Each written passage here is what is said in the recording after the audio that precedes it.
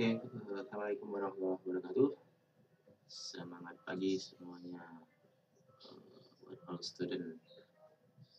Banyak pertanyaan terkait tentang mencari sumber data fisik dan fisik. Kali ini saya sedikit mengulang lagi materi yang sebelumnya. Jika mahasiswa ingin memulai, karena kondisi sekarang cukup belum menunjukkan normal karena beberapa survei akan sedikit ada kendala, tapi kita coba. Paling tidak sumber data fisik dan fisik dalam rancangan dari YOR 5 ini ada 3. Yang pertama, yang paling gampang adalah existing. Kenapa existing? Karena judul-judul ini biasanya ada keterbaruan dari masing-masing daerah yang bisa kita usulkan nanti ke depannya, khususnya dalam perancangan interior 5 dan TA nanti. Mahasiswa mampu memberikan usulan pendekatan dalam perancangan interiornya. Jadi saya ulangi, mahasiswa mampu memunculkan pendekatan dalam perancangan interiornya. Jadi itu poin yang cukup besar nanti dalam penilaian output dari tugas akhir. Jadi konsep perancangan interior itu memiliki satu pendekatan yang mahasiswa bisa ambil. Nanti juga akan disupport dari mata kuliah yang lain, contohnya juga dari seminar, dan juga nanti diskusi dengan para expert di bidangnya juga nanti didamping oleh dosen pendamping dan tim merancang 5 di prodi desain interior Telkom University. Oke, kembali ke existing. Existing ini ada 2 pola. Yang pertama, kadang existing itu memang di awal tidak dirancang, jadi memang hanya dari sisi arsitektur dan sipil. Tapi dari sisi perancangan interior dia belum masuk. Tapi ada juga bangunan existing yang ada di lokasi, misalnya kayak gedung Pemda, gedung PDAM, ada mungkin bank-bank pemerintahan, perpustakaan daerah, banyak yang bisa diambil dari existing di masing-masing lokasi tempat domisili mahasiswa tinggal. Lalu kemudian ada juga yang dirancang, jadi artinya ada selain dia dirancang secara arsitektur, ada juga yang dirancang dari sisi interior. Jika ini tidak ada perencanaan awal, maka biasanya kompleksitas masalah yang akan kita dapatkan itu cukup banyak. Jadi jangan khawatir nanti kemudian bagaimana mencari permasalahan itu.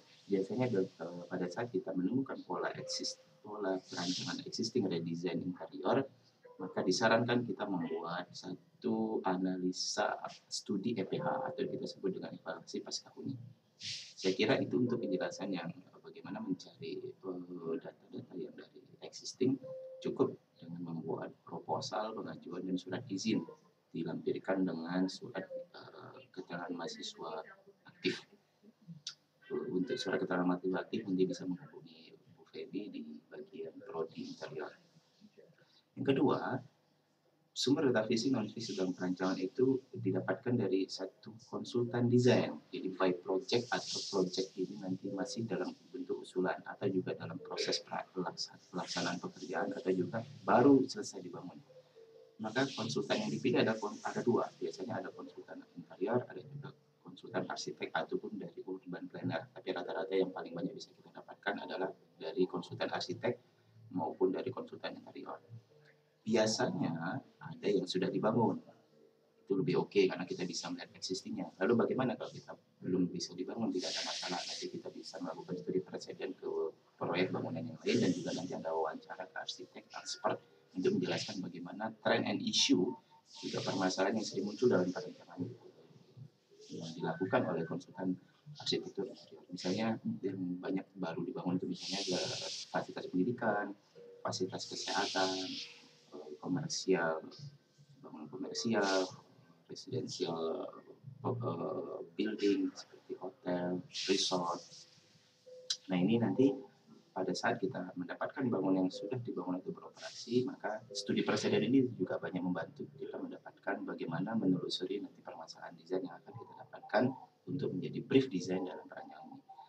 Oke, itu alternatif yang kedua untuk teman-teman di perancangan 5. Yang terakhir ini juga cukup gampang karena kita hanya membutuhkan link atau relasi dari mahasiswa atau mahasiswa lulusan dari alma mater arsitek tertentu, misalnya dari ITB, dari UI, dari Unpad, dari Unibrau, dari Gajah Mada, untuk menawarkan kepada alumni tersebut untuk bisa mendapatkan data fisik non fisik dari tugas akhir perancangan arsitektur. Maka brief design yang akan kita ambil adalah sesuaikan saja dengan berkas perancangan yang mereka buat. Saya kira itu buat semuanya. Semoga tetap semangat, dan 1 minggu ini kita akan melakukan proses pencarian sumber data fisik non fisik untuk mata kuliah perancangan interior 5. Sekian, terima kasih. Assalamualaikum warahmatullahi wabarakatuh.